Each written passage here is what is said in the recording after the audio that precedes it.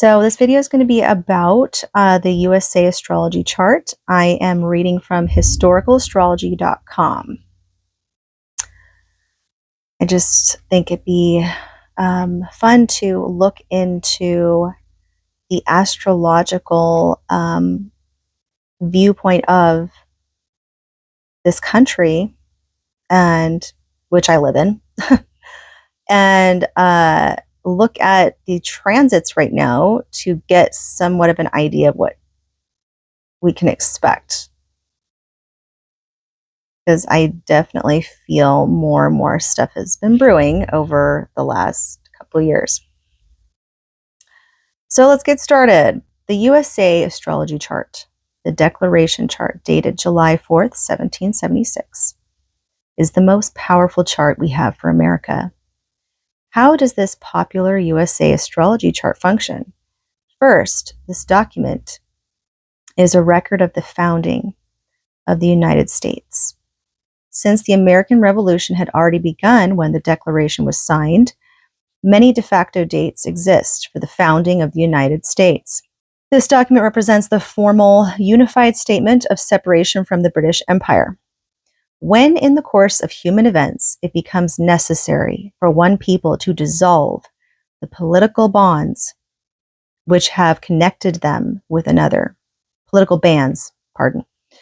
which have connected them with another, to assume among the powers of the earth the separate and equal station to which the laws of nature and of nature's God entitle them.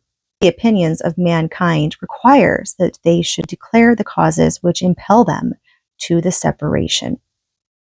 The Declaration is a legal document making the announcement that one group of people is separating from another. Since these people consider themselves ethical, the entire situation needs explaining to the world. Two aspects of this chart stand out. First, the Pluto-Mercury opposition, appropriate in a document about war and revolution. Pluto points to respect for the rights of the individual. Second, Mercury is retrograde, and the inferior conjunction to the Sun would occur 5 days later. According to secondary progressions, each day can be seen as a year. 5 years later, General Cornwallis surrendered to General Washington at Yorktown, October 19th, 1781, 5 years and 3.5 months later, and the birth of America was confirmed. The second paragraph is one of the great codifications of political philosophy, republics of free peoples known in human history. We hold these truths to be self-evident, that all men are created equal, that they are endowed by their Creator with certain unalienable rights, that among these are life, liberty, and the pursuit of happiness. This paragraph is a statement of truth as its authors and signers perceived it. It is a statement of truth deriving, among others, from Cicero and Aristotle, Locke, and Montesquieu. In astrology, Jupiter represents the search for truth. Because Jupiter rules the ninth house, Jupiter is ruled by Sagittarius. Ninth house Sagittarius is about philosophy. That is the house of philosophy and foreign travels. Jupiter in the United States chart is conjunct and parallel the Sun, conjunct and parallel Venus, and it is parallel Mars. This document is a statement of political philosophy. The first sentence of this philosophy states that all men are created equal. This statement announces that all people are created equally by God and are given certain rights.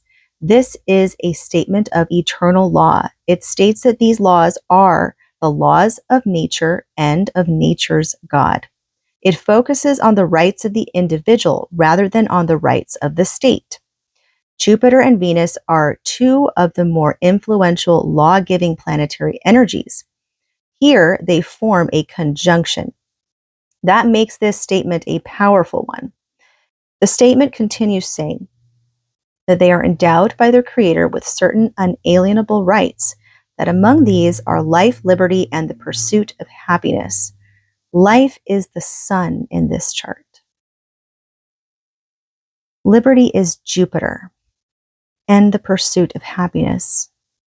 Okay, so this is what the United States chart looks like. Sun sign is in Cancer, ascendant Sagittarius. So the chart, the natal chart itself is ruled by Jupiter, because to find your chart ruler, you just have to look to what your ascendant is, and every sign rules over their own planet. So it is ruled by Jupiter. We have the sun.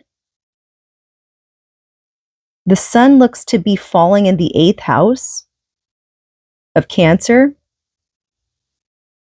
But we have Jupiter, Venus. Jupiter and Venus are in Cancer in the 7th house. We have Mars and Gemini in the 7th house as well. But over here, you'll find in the 8th house area here, the sun sign is in the 8th, or it crosses over to the 8th. And we have Mercury in the 8th in Cancer as well. But also the part of fortune is in here too, as well as the North Node. But the North Node is actually in Leo, but it's falling in the 8th. So the way it's mapped out is it's not like it's evenly spread out. You know, some houses are bigger than others. So it's just going off of the time, location, and all that stuff. So here's the ascendant in Sagittarius. We have Virgo, Neptune in Virgo, it seems. It's a very big 9th house, by the way. It's a huge chunk. And then on the other side, we have Moon in Aquarius in the 3rd house. That's a big 3rd house as well. So if you think about it, the two big pie slices in here, the biggest ones, are the 9th house and the 3rd house are the biggest pie slices in this chart. And you know, it actually goes in line with the United States, the way the United States is and operates. 9th house being ruled by Jupiter. What does Jupiter represent? Expansion, abundance, foreign travels, adventure, expanding, like I already said, we have the 3rd house, which is ruled by Gemini, and 3rd house is ruled by Mercury. So we have Mercury in the 3rd house, right? And the moon in Aquarius is in here as well.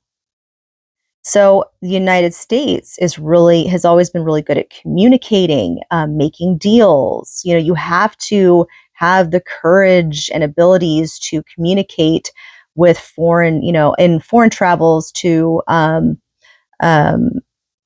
expand. I feel like I can't find the right words to say, but I don't care. So yeah, let's see. It even lists here. I don't know if you can read it, but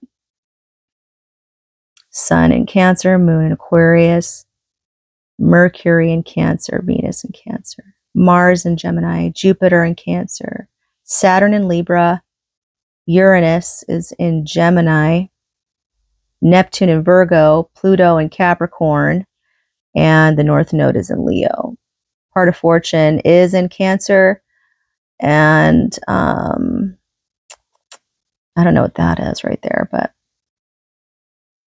midheaven is in Libra. Neptune is at 22 degrees. Okay, so now let's continue reading about the moon. The moon rules the astrology of... Oh my gosh, I just read this. Hold on, let me just find my spot again.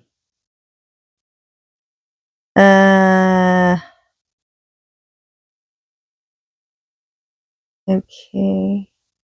The power of this document is solemn and Inspiring.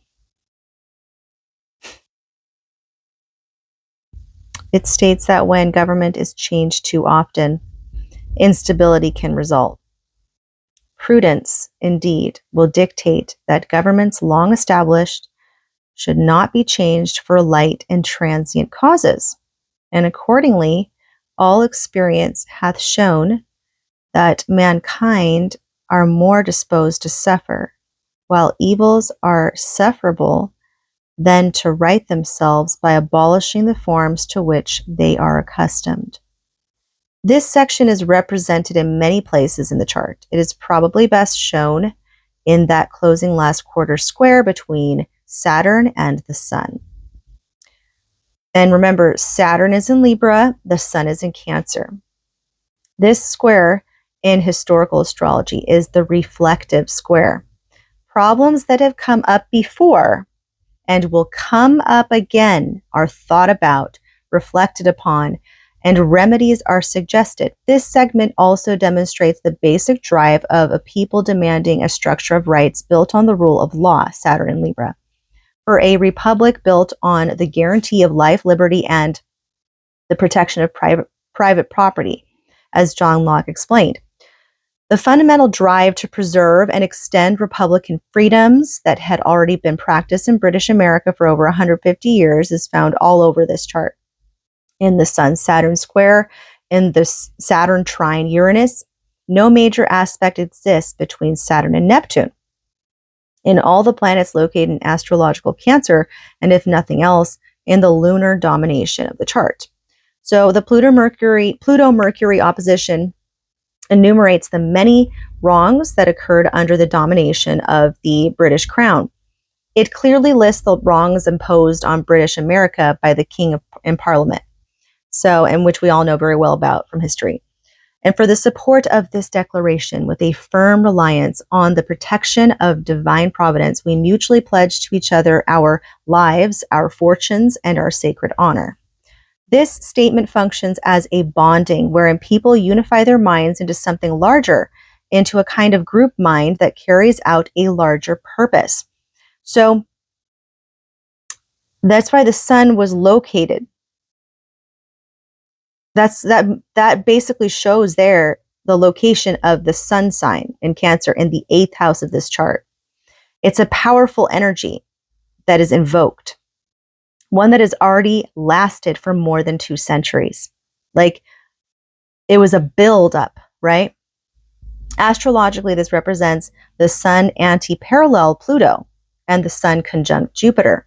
The pledging of lives and fortunes is all Plutonian and Scorpionic. The Pluto-Mercury opposition says they are willing to die for these values if they must. Oh yeah, that's definitely very Plutonian. The astrology of the 2016 presidential election played out as one of the strangest and most chaotic dramas in American history. The primaries began with tough fights for both candidates. The Republicans chose a candidate completely outside of the political system, an outsider who had never served in any official capacity as either governor or congressman or any other political office. He had little experience in government, even less than President Obama at the time, former president, when he became president in 2009. On the other hand, the Democratic candidate offered the voters decades of experience. Speaking about Hillary Clinton, she had served as senator and secretary of state, and she was familiar with all the players at the highest levels of power. It was expected that she would capture the presidency with ease, yet she was challenged with a hard fight in the primaries, and that fight continued well into the nominating convention, and it grew virulent after the release of the WikiLeaks emails that described the inner workings of the DNC. So what is happening here? Let's look at astrology. What was happening here was that there was a close transit of Pluto. Pluto was opposing the Sun of the United States chart.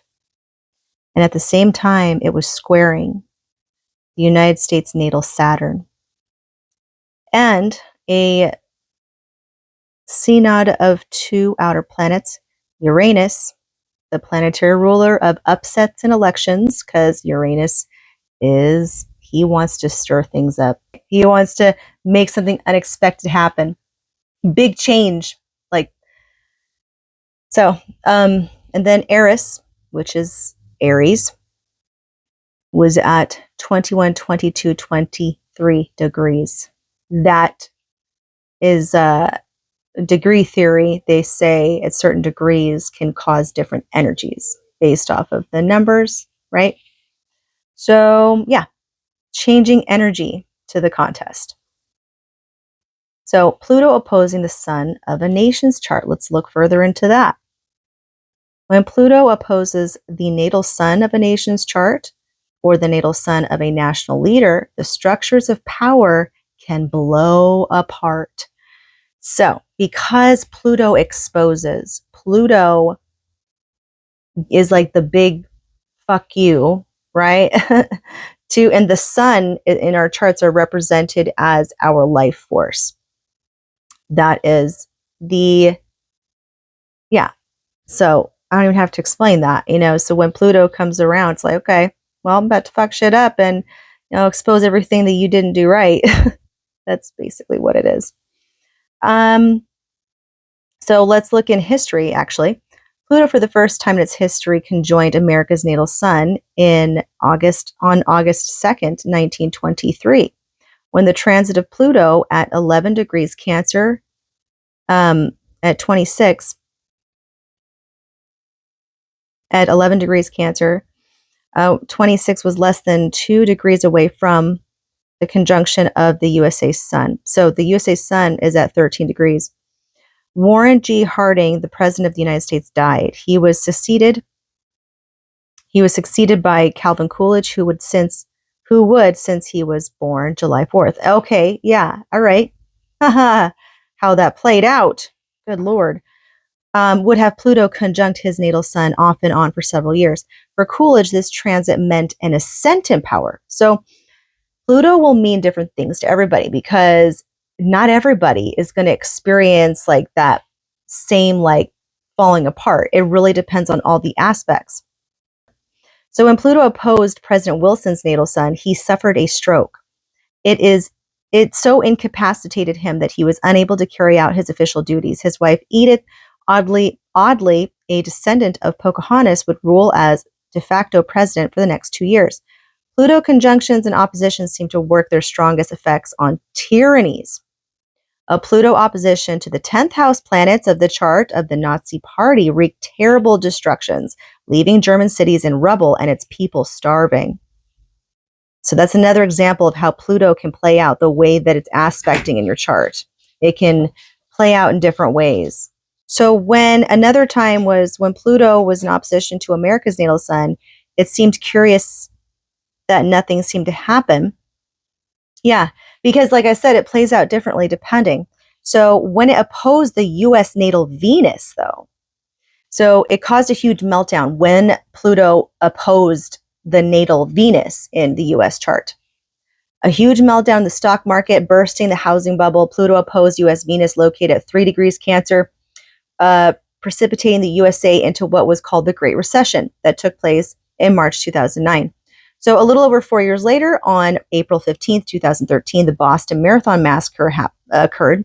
And at that time, Pluto was a little over 1.5 degrees out of opposition to the US sun.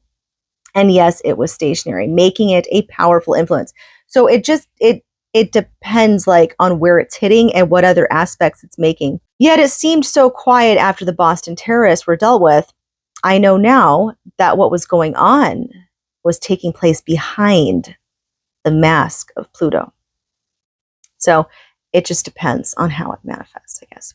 Now let's get back into the 2016 time. Okay, so what happened on November 8th? The power elite in America melted down. This meltdown is similar to what happens in a nuclear reactor when the balance of powerful energy in the reactor is disrupted, but generally by the loss of balance of power, and the whole reactor melts down into slag.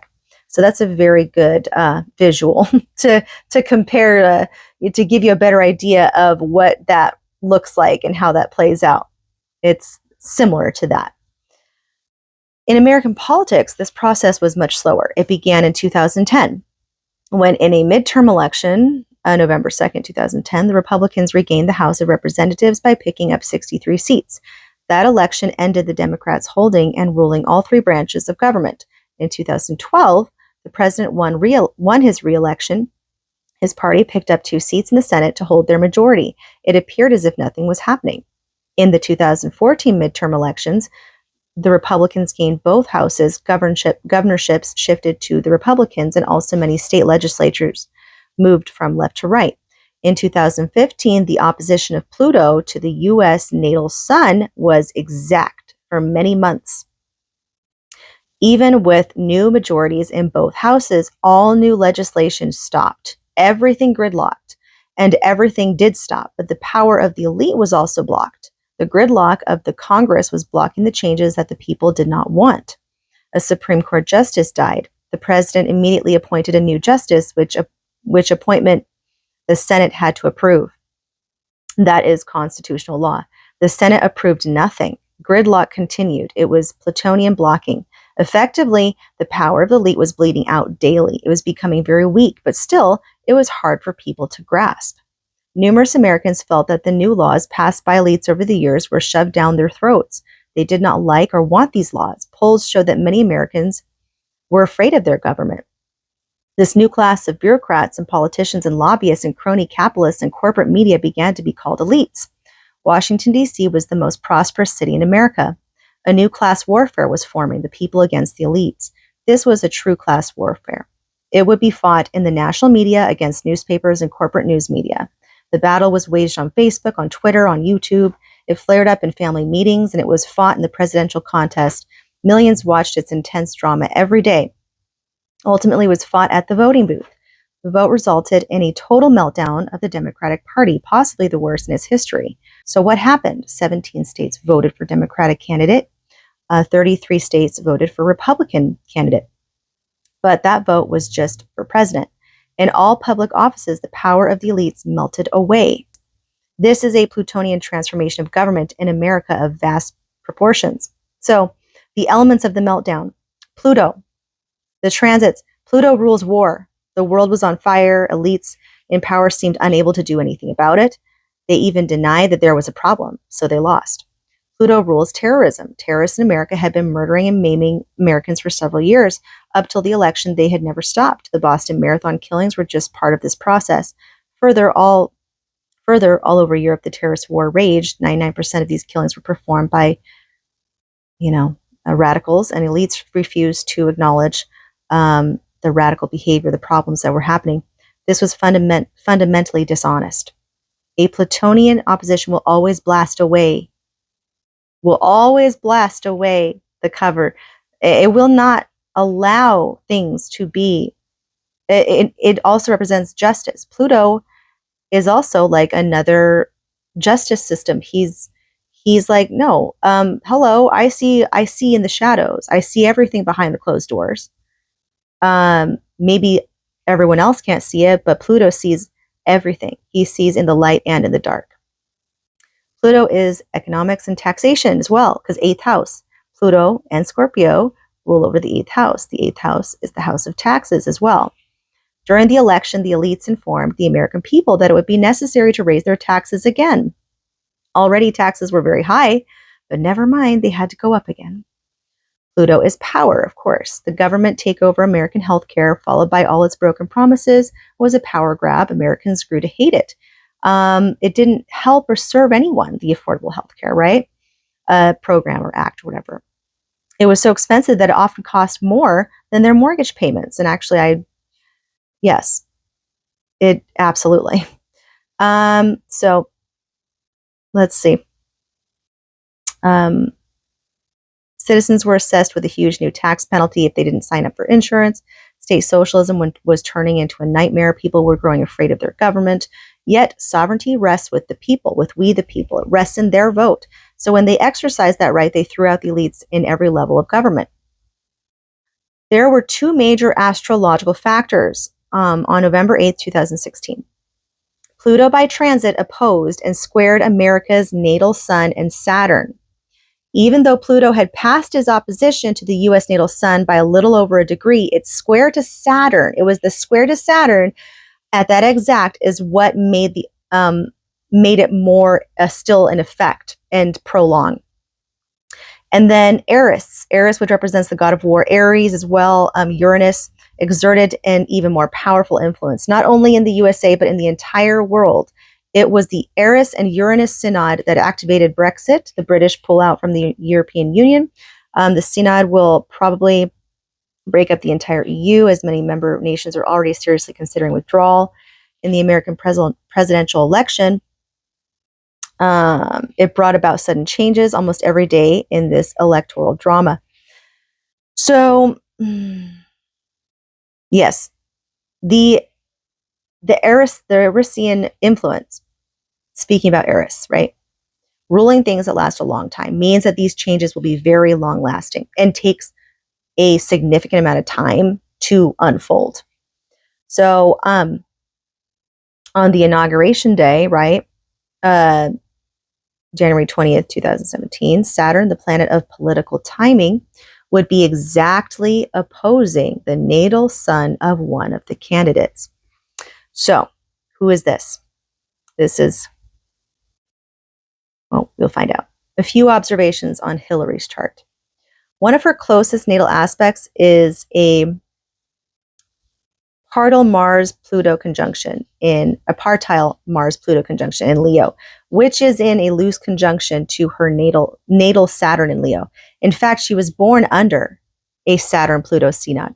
This grouping is square her Venus in Scorpio. She has Venus in Scorpio. This configuration describes her power center, how she exerts power in the world. The outlet for this power is her Sun, Venus, and Mercury in Scorpio. So she has her Sun sign, her Venus sign, and Mercury in Scorpio. Her Sun is exactly quintile natal Saturn, which indicates a talent for building structures of power. Her exact Saturn square Mercury, which is 5 minutes off partile, demonstrates communication gifts and building power structures. It may demonstrate a fear of speaking the truth, unless that problem was worked out, in which case she will have a firm commitment to honesty in all situations. So she could have it could go either way, right? Which, I mean, essentially can be said about all things. But the thing is that if problems were not worked out and truth wasn't spoken, like not being able to get over that fear, right?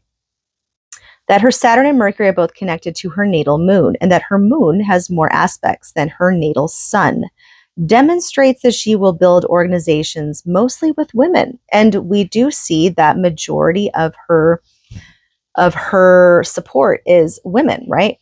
If not all. So Pluto often exerts fated actions that are beyond the power of the conscious ego mind to resist. So on November 8th, Pluto by transit was located at 15 degrees Capricorn, 22. It inconjuncted her natal Mars, Pluto, exactly. That process lasted mostly for the year she was running for the office. It drained her energy. The Pluto aspect threw her off balance and possibly caused serious health problems to her. At the worst time, it lay open the secrets of her organization. Then, the public learned of 2 investigations by the FBI. FBI is ruled by Pluto, and the director of the FBI inserted himself into the election at several odd times. The cloud of scandals settled on her organization, more Pluto. So on November 8th, the planet Uranus, by transit 21 degrees Aries, 35, was exactly in conjunct her natal Mercury. It was trine her natal Saturn. Further, that Uranus was conjunct Eris. This was a synodic conjunction. It influenced her entire effort. It also had been active for many months. The inconjunct to her Mercury in Scorpio from the Uranus-Eris synod in Aries is what opened her secrets to the view of the world. The hacked emails, the WikiLeaks materials were released at the Democratic Convention. These releases never ended until the election was over, and they constituted an unceasing poisonous drip. The Clintons built a political organization, actually the most powerful in America, actually. I just said actually twice in one sentence. It still did not win the presidency, though. The Plutonian and Uranus-Eris influence drained her energy, revealed too many secrets because she had lost all that energy of protection to be able to conceal it, right? So people watched this in their millions. They turned away from her either by voting for her opponent or simply by not voting. So now let's look at why Trump won, right? So the first thing I look at when I try to determine the outcome of presidential contest, it is the position of the planet Saturn. Saturn rules politics, either at the time of the election or the time of swearing in. Saturn in historical astrology is the law, and it defines the structure of government, like I said. In the chart of the nation or of the individual statesman, it rules both the fall from power and the ascent to power. It acts as the timekeeper measuring out these events. It works most powerfully in the opposition or conjunction. So Franklin Roosevelt with Dwight Eisenhower both ascended to power when Saturn was conjoined their natal suns by transit. It conjoined Roosevelt's natal sun the day of his inauguration, and it crossed Eisenhower's natal sun the day he won the election. To understand how Saturn functions in the opposition, let us examine its workings in George Washington's life. So on June 15, 1775, Washington and Philadelphia attended the Second Continental Congress. This Congress appointed him commanding general of the Continental Army. On that day, transiting Saturn at 3 degrees Libra opposed his natal Saturn, which is at 3 degrees Aries. He would not hold that commission for the next 8.5 years. Washington created and structured an army that would fight and win the American Revolution. Many of his contemporaries tell us that he was unique to the situation, that no one else could have made this war work against the British, then the most powerful army in the world. The Saturn opposition impelled him to build something new, a military that would defeat the British. No one else really had the slightest idea how to make it happen. Disasters occurred, yet he held the army together, and by doing so, he held the Union together and made America happen. So now let's look back at Trump. So Trump was born on a full moon. So he has Uranus. His Uranus is in Gemini, 17 degrees, Mercury, 8 degrees Cancer, framed his natal sun, 22 degree Gemini. Wow, sun, 22 degree Gemini. Okay. The chief paratile natal aspect is the Jupiter trine Uranus, both within a few minutes of each other at 17 degrees Gemini and 17 degrees Libra. He has worked with the full moon energy all of his life, that is, with self and others as a communicator. So on January 20th, 2017, when the president-elect took the oath of office, Saturn transited at 23 degrees 26, Sagittarius 26. This is an almost exact opposition to his natal 22 degree sun in Gemini. This opposition is an ascent to power aspect. Jupiter that day, as part of the closing sextile of the Jupiter-Saturn synod, made a partile trine to his natal sun. That transiting Jupiter was exactly trine his natal sun at the inauguration. So it implies an enormous amount of protection for his presidency. And then the Eris and Uranus synod sextiled his sun and trined his moon. Let's look at this because we're actually going through this right now. Pluto opposite the US sun. Transit acts as a force of creative destruction. Creative destruction clears out what is old, worn out, non-workable, dysfunctional, and it occurs because it must, in the nature of things, it occurs in order to bring in the new, the functional, the effective. Pluto, more than any other single activating agent in astrology, performs this function. In that sense, it works as karma. Plutonian transits are hard to write about. Plutonian events are often impossible to see until the mask drops, yes. Because that's what Pluto has a way of doing that, of revealing things in the darkness. The problem of Pluto opposed the US Venus in Cancer, though, was that an economic housing bubble, this was during former Barack Obama's terms, that had been building for at least 2 decades to burst. The deeper problem of this opposition was that before the crash of the bubble, almost no one knew that there was a bubble that was going to crash to begin with. Like no one was prepared at all whatsoever for it. So let's see. The Pluto-Jupiter opposition demonstrated a dissatisfaction of the American people with their elected leaders, and an election in November 2010 dismissed many of them from office. In foreign policy, the administration was pursuing policies of careful disengagement around the world. On May 2nd, 2011, Osama bin Laden was shot to death by a special forces team Pluto was a little over a degree away from exact opposition of Jupiter.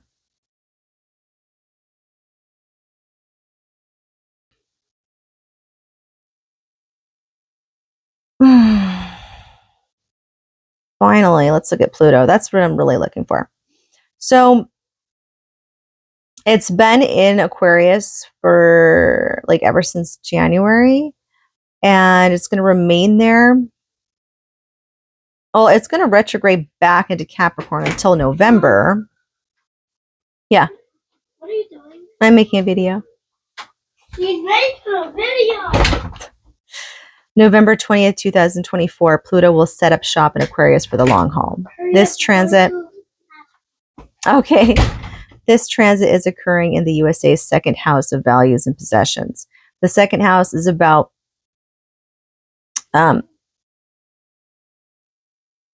wait, hold on a second. The fuck? No, it's not.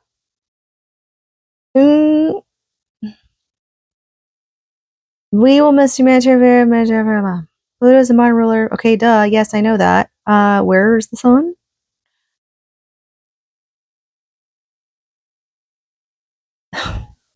What the hell?